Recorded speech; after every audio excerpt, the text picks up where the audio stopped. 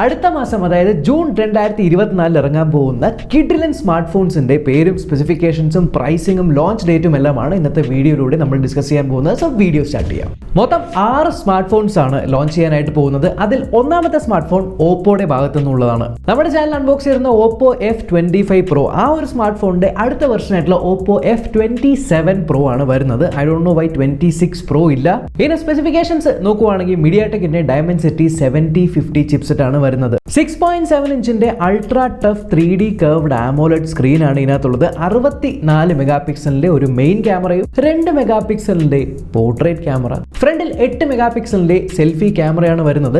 5000 milli ആമ്പിന്റെ ഒരു ബാറ്ററിയാണ് ഈ ഒരു ഡിവൈസിലുള്ളത്. ആൻഡ് ഒബ്വിയസ്ലി നമ്മൾക്ക് ഇത്തരത്തിലുള്ള സ്പെസിഫിക്കേഷൻ ആണെങ്കിലും ഓപ്പോയുടെ പ്രൈസിംഗ് അറിയാം. അറൌണ്ട് 25,000 റുപ്പീസിന്റെ അടുത്തായിരിക്കും വരുന്നത്. ആൻഡ് 13 ജൂണിനാണ് ഈ ഒരു സ്മാർട്ട് ഫോൺ ലോഞ്ച് ചെയ്യാനായിട്ട് പോകുന്നത്.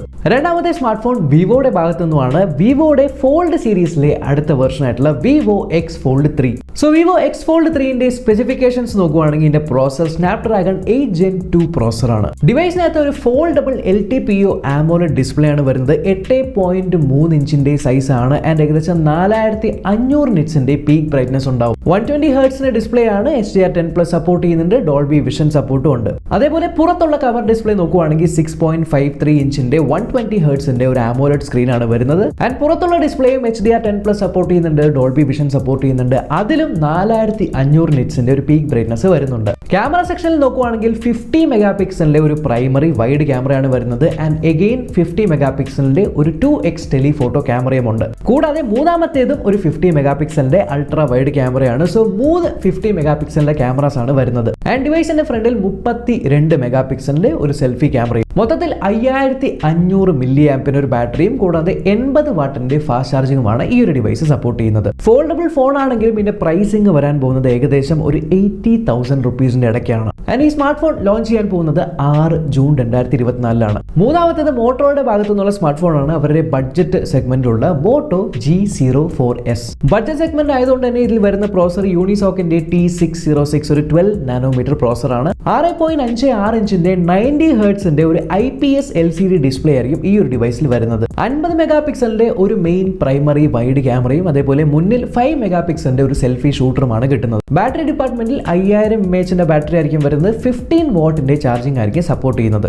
ബഡ്ജറ്റ് സെഗ്മെന്റ് ഡിവൈസ് ആണ്. സോ ഇതിന്റെ പ്രൈസിംഗ് വരാൻ പോകുന്നത് അറൌണ്ട് 10,000 റുപ്പീസ് ആണ്. ഓൾമോസ്റ്റ് ഫസ്റ്റ് വീക്ക് ഓഫ് ജൂണിൽ തന്നെ ഈ ഒരു സ്മാർട്ട് ഫോൺ ലോഞ്ച് ആവും. അടുത്ത ഡിവൈസ് എല്ലാവരും വളരെ ആകാംക്ഷയോടെ വളരെ പ്രതീക്ഷയോടെ കാത്തിരിക്കുന്ന ഡിവൈസ് ആണ്. യെസ്, ഐക്യൂയുടെ ഭാഗത്തു നിന്നുള്ള iQ Z9 Turbo. ഇതിന്റെ മെയിൻ ഹൈലൈറ്റ് എന്ന് പറയുന്നത് ഐക്യൂയുടെ ഫ്ലാഗ്ഷിപ്പ് ലെവൽ സ്മാർട്ട് ഫോൺ ആയ iQ12ന്റെ അതേ രൂപസാദൃശ്യമാണ് ഈ ഒരു സ്മാർട്ട് ഫോണിന് വരുന്നത്. ഫ്രണ്ടിൽ ഒരു ഫ്ലാറ്റ് ഡിസ്പ്ലേ ആണ് വരുന്നത്. അതൊരു 1.5K 6.78 ഇഞ്ചിന്റെ 144 hertz OLED display. Camera ഡിപ്പാർട്ട്മെന്റിൽ 50 മെഗാ പിക്സലിന്റെ ഒരു പ്രൈമറി ക്യാമറയാണ് വരുന്നത്. കൂടെ 8 മെഗാ പിക്സലിന്റെ അൾട്രാ വൈഡ് ക്യാമറയും ഒരു 2 മെഗാ പിക്സലിന്റെ പോർട്രേറ്റ് ക്യാമറയും വരുന്നുണ്ട്. And front selfie camera 16 MP ആയിരിക്കും. ഈ സ്മാർട്ട് ഫോൺ പവർ ചെയ്യാൻ പോകുന്നത് സ്നാപ്ഡ്രാഗണിന്റെ 8S Gen 3 എന്ന് പറഞ്ഞ ചിപ്സെറ്റ് ആണ്. ഏറ്റവും ഹൈലൈറ്റ് ഇതിൽ വരുന്ന റാം ടൈപ്പ് LPDDR5X അതേപോലെ സ്റ്റോറേജ് ടൈപ്പ് UFS 4.0 ആണ്. സോ ഒരു ഗെയിമിംഗ് അല്ലെങ്കിൽ പെർഫോമൻസ് ഓറിയന്റഡ് സ്മാർട്ട് ഫോൺ ആണ്. അത് മാത്രമല്ല ഈ ഒരു സ്മാർട്ട് ഫോണിൽ നിങ്ങൾക്ക് 6000 മില്ലി ആമ്പിയറിന്റെ വലിയൊരു ബാറ്ററി